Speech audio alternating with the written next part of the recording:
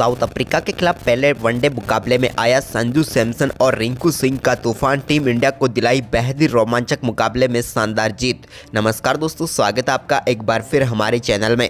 दोस्तों, भारत और south Africa के बीच पहला वनडे मुकाबले खेला गया, जहां पर टीम इंडिया की तरफ से संजू सैमसन और रिंकू सिंह ने तूफानी बल्लेबाजी करते हुए टीम इंडिया को बेहद ही शानदार जीत दिलाई। तो दोस्तों, हम आपको इस मुकाबले का पूरा हाईलाइट तो इस वीडियो में बताएंगे, लेकिन दोस्तों उससे पहले आप भी रिंकू सिंह और संजू सैमसन की तूफानी बल्लेबाजी को देखकर खुश है तो इस वीडियो को लाइक जरूर कर दें और साथ ही साथ अभी तक चैनल को सब्सक्राइब नहीं किया तो चैनल को सब्सक्राइब करके बेल आइकन जरूर दबा लें।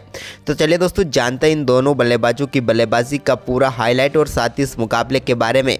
तो दोस्तों, आज के इस मुकाबले में सिक्का उछाला एडन मार्करम ने, लेकिन गिरा केएल राहुल के पक्ष में। केएल राहुल ने टॉस जीतकर पहले गेंदबाजी का फैसला किया और बल्लेबाजी के लिए आमंत्रित किया साउथ अफ्रीका की टीम को। साउथ अफ्रीका की तरफ से रिचा हेंड्रिक्स और उनके साथ राशिव वैन डे डुसेन पारी की शुरुआत करने उतरे तो दोनों बल्लेबाजों ने कमाल की शुरुआत की और शुरुआती 10 ओवरों में कमाल की बल्लेबाजी करते हुए बगैर कोई विकेट गिरते हुए 55 रन बनाकर टीम को शानदार शुरुआत दे दी। तो वहीं पर दोस्तों इसके बाद भी दोनों बल्लेबाजों का शानदार परफॉर्मेंस जारी रहा और एक के बाद एक कई बेहतरीन शॉट यहां पर दोनों बल्लेबाजों के बल्ले से टीम इंडिया को देखने को मिले। इस दौरान पारी का पहला छक्का दोस्तों 13वें ओवर में देखने को मिला, जब राशिव वैन डे डुसेन ने एक कमाल का छक्का लॉन्गॉन के ऊपर से जड़ दिया। लेकिन इसके बाद जब भारतीय टीम की वापसी हुई तो टीम इंडिया को पहले राशिव वैन डे डुसेन और इसके बाद रिचा हेंड्रिक्स के रूप में बैक टू बैक 2 सफलताएं मिली और भारतीय टीम ने इस मुकाबले में वापसी की। लेकिन इसके बाद दोस्तों यहाँ पर हेनरी क्लासेन और उनके साथ मिलकर एडन मार्करम ने टीम के स्कोर को काफ़ी शानदार तरीके से आगे बढ़ाया। इस दौरान दोस्तों दोनों बल्लेबाजों ने संभल कर बल्लेबाजी करते हुए 18वें ओवर में टीम के स्कोर को 100 रनों के पार पहुंचा दिया। तो इसके बाद इन दोनों बल्लेबाजों ने संभल कर बल्लेबाजी करते हुए काफ़ी शानदार तरीके से टीम के स्कोर को आगे बढ़ाया, जहां पर दोस्तों टीम के लिए 25 ओवर की समाप्ति तक टीम का स्कोर 140 रनों तक पहुँचा दिया। लेकिन इसके बाद तो दोनों बल्लेबाज आक्रामक बल्लेबाजी करते हुए नजर आए। इस दौरान एक बेहतरीन फ्लिक शॉट के जरिए बेहतरीन छक्का हेनरी क्लासेन के बल्ले से देखने को मिला। तो वहीं पर इसके बाद दोस्तों शानदार बल्लेबाजी करते हुए एडन मार्करम ने अपना बेहतरीन अर्धशतक पूरा कर लिया और दोनों बल्लेबाज अब अपने इस साझेदारी को शतकीय साझेदारी की तरफ बढ़ा रहे थे और इसको पूरा किया एक बेहतरीन चौके के साथ हेनरी क्लासेन ने और उन्होंने भी अपना शानदार अर्धशतक पूरा किया। इनके अर्धशतक के साथ ही दोनों बल्लेबाजों के बीच शानदार शतकीय साझेदारी भी पूरी हो गई। इसके बाद तो दोनों बल्लेबाजों ने शानदार शॉट के लिए इस दौरान एक बेहतरीन कट शॉट के जरिए बेहतरीन चौका यहां पर देखने को मिला। तो इसी बीच लॉन्गॉन के ऊपर से एक कमाल का छक्का हेनरी क्लासेन ने जड़ दिया। तो वहीं पर इसके बाद दोस्तों भारतीय टीम को एक और सफलता मिली एडन मार्करम के रूप में, जिन्होंने 82 रनों की पारी खेली। लेकिन इसके बाद क्रीज पर उतरे डेविड मिलर ने तो आक्रामक बल्लेबाजी की करनी शुरू कर दी आते ही और ताबड़तोड़ बल्लेबाजी करते हुए आते ही 3 चौके व 1 छक्के के साथ अपनी पारी का शानदार आगाज किया। तो इसके बाद दोस्तों उन्होंने एक और सामने की तरफ कमाल का छक्का जड़ दिया। यह भी कमाल का वह अद्भुत शॉट था जो इनके बल्ले से निकला और सीधे गेंद को स्टैंड में डिपॉजिट कर दिया। तो इसके बाद शानदार बल्लेबाजी करते हुए इन्होंने ठीक इसी प्रकार का एक और सामने की तरफ शॉट कुलदीप यादव की गेंद पर लगाया और गेंद को एक बार फिर छक्के के लिए बाउंड्री लाइन के पार भेजा। तो वहीं पर इसके बाद दोस्तों शानदार बल्लेबाजी करते हुए हेनरी क्लासेन ने भी लॉन्गॉन के ऊपर से एक शानदार छक्का जड़कर अपना बेहतरीन शतक पूरा कर लिया और भारतीय टीम के सामने इन दोनों बल्लेबाजों के द्वारा बनाए हुए आखिरी 10 ओवर में 112 रनों की बदौलत विशाल स्कोर खड़ा करने में कामयाब हुई साउथ अफ्रीका की टीम और भारतीय टीम के सामने 335 रनों का स्कोर खड़ा कर 336 रनों का लक्ष्य रखा। वहीं पर दोस्तों इस लक्ष्य का पीछा करने उतरी टीम इंडिया की तरफ से संजू सैमसन और ऋतुराज गायकवाड़ पारी की शुरुआत करने उतरे। उम्मीद थी कि दोनों बल्लेबाज टीम को शानदार शुरुआत दिलाएंगे और इस पर वो पूरी तरह से खराब भी उतरे।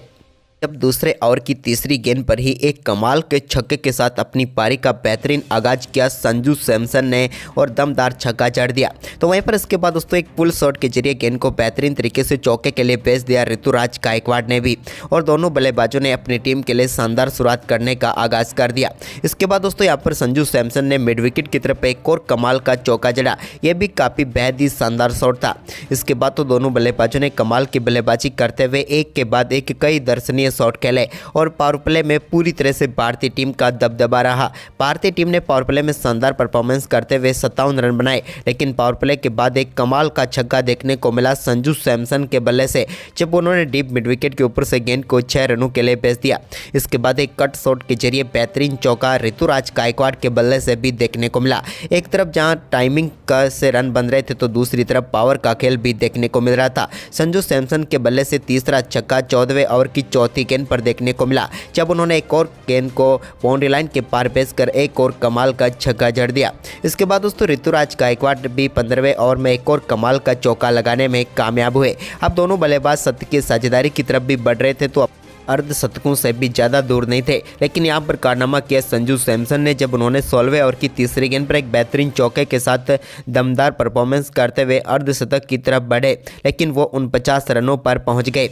इसके बाद दोस्तों यहाँ पर ऋतुराज गायकवाड़ जो कि कमाल की बल्लेबाजी कर रहे थे, उन्होंने अपना अर्धशतक पहले पूरा कर लिया और यहाँ पर दोनों बल्लेबाजों के बीच शतकीय साझेदारी भी हो गई और ऋतुराज गायकवाड़ ने कमाल की बल्लेबाजी करते हुए अपना अर्धशतक भी पूरा कर लिया। इसके बाद संजू सैमसन के अर्धशतक की बारी थी तो उन्होंने भी दोस्तों एक बेहतरीन कट शॉट खेलते हुए गेंद को सीधे बाउंड्री लाइन के पार भेजा और कमाल की बल्लेबाजी करते हुए अपना बेहतरीन अर्धशतक पूरा कर लिया। संजू सैमसन से जिस प्रकार की पारी की उम्मीद थी वो यहां पर देखने को मिली और इन्होंने 45 गेंदों पर शानदार बल्लेबाजी करते हुए अपना दमदार अर्धशतक पूरा कर दिया और अपनी वापसी का भी ऐलान कर दिया। इसके बाद दोस्तों अर्धशतक के बाद उनके बल्ले से एक और सामने की तरफ कमाल का छक्का देखने को मिला। यह भी एक अद्भुत शॉट था जिस पर उन्होंने अद्भुत ही शॉट खेला।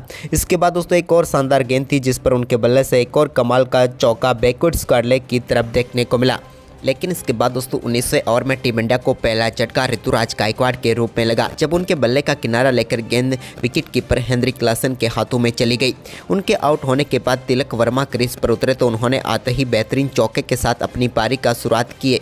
तो वहीं पर इसके बाद दोस्तों उन्होंने भी संजू सैमसन के साथ मिलकर 30 रनों की बेहतरीन पार्टनरशिप की और भारतीय टीम का स्कोर 145 रनों तक पहुँचा था। तभी एक और बड़ा शॉट वो खेलना चाहते थे, लेकिन इसी बीच अपना केस थमा बैठे वो मार्को येंसन को और भारतीय टीम को 145 रनों के स्कोर पर दूसरा झटका लगा।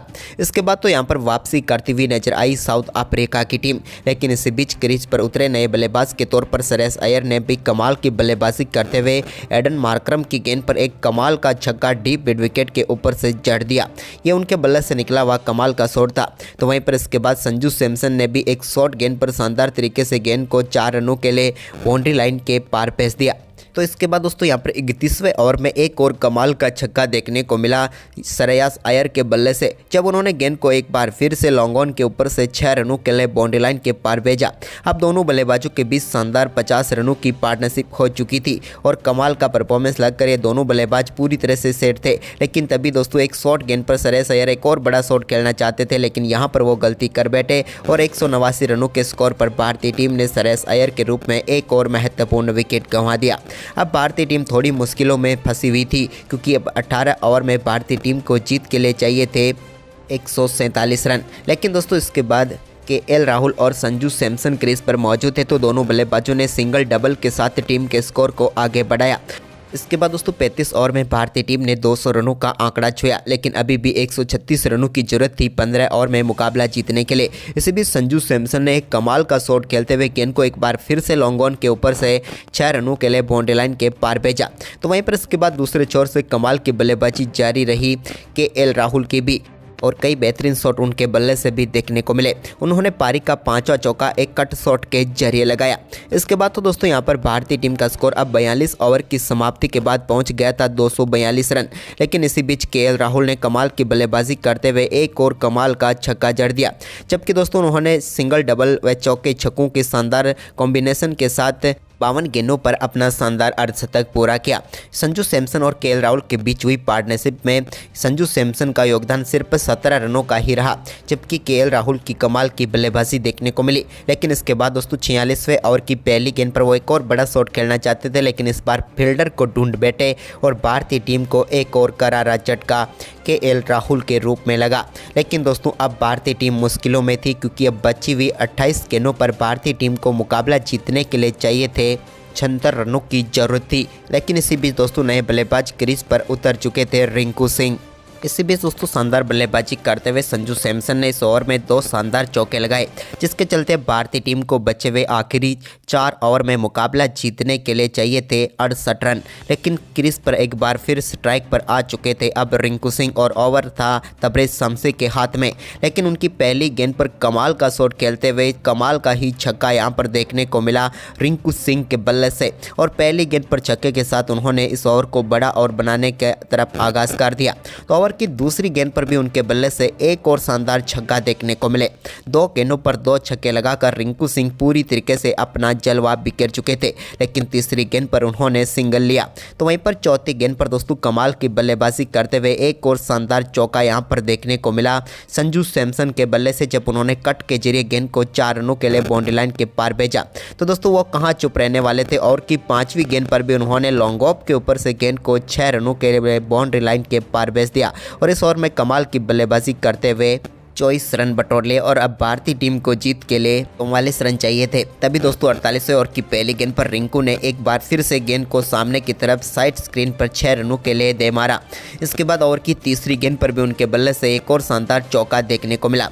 तो वहीं पर इस ओवर की आखिरी 2 गेंदों पर शानदार बल्लेबाजी करते हुए संजू सैमसन ने भी 2 बेहतरीन चौके जड़ दिए और भारतीय टीम के स्कोर को तेजी से आगे बढ़ाया। इस ओवर में भी 20 रन बटोर लिए। तो वहीं पर इसके बाद दोस्तों 49वें ओवर की पहली गेंद पर एक शानदार अपरकट शॉट खेला और कमाल का चौका यहां पर जड़ दिया रिंकू सिंह ने। तो वहीं इसी ओवर की चौथी गेंद पर भी उनके बल्ले से सामने की तरफ एक और कमाल का छक्का देखने को मिला।